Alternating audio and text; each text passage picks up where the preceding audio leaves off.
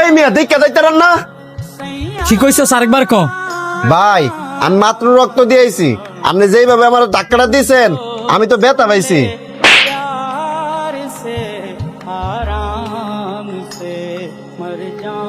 ফকির নির্ভূত, আমি তোর ধাক্কা দিছি না তুই আমার ধাক্কা দিছস? আপনি তো দৌড়ায় ধাক্কাটা দিয়েছেন। আমি ধাক্কা দিছি না, তারা ওর দিকে তোর আজকে আমি কিছু করলাম না। আমরা দাঁড়ান, আপনি আপনার মাকে দেখতে পারবেন না। কেন? আপনি কোনো মানুষ না, কারণ আপনার ভিতরে কোনো মনুষ্যত্ব নাই। কি বলতেছেন এসব? আমি ঠিকই বলছি, আপনি গরিব মানুষদেরকে মানুষ মনে করেন না।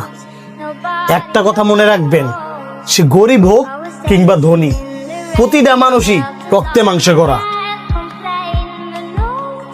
আপনি যাকে থাপ্পড় দিছেন ওই লোকটা সম্পর্কে আপনি জানেন? জানি, ওই লোকটা একটা রিক্সাওয়ালা। ওই লোকটার লাগি আপনি আমার আটকে রাখছেন। সাইড দেন, আমার মার আমার দেখতাম দেন। কিভাবে দেখবেন? আপনার মা তো রক্তের অভাবে মারা গেছে। আপনাকে যে রক্ত জোগাড় করতে বলছিলাম, রক্ত জোগাড় করছেন?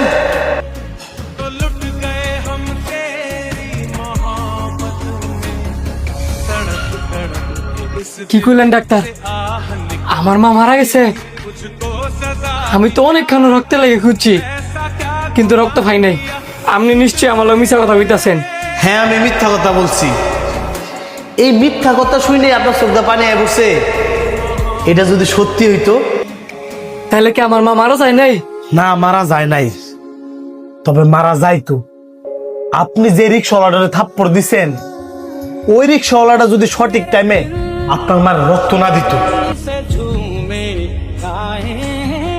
আরে মিয়া, বড় লোক দিয়ে গরিব চলে না, বরঞ্চ গরিব দিয়া বড় লোকরা চলে।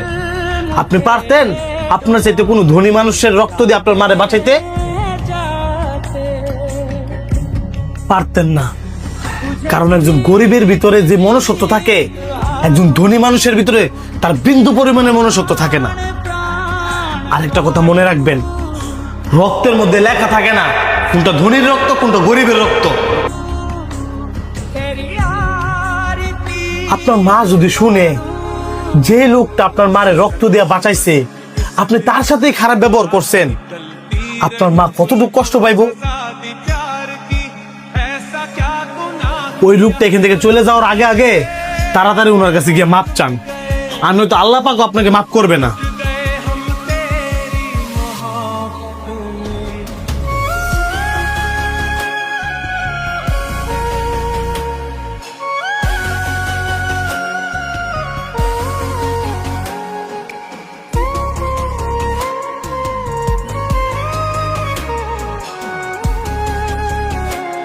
পান নাই?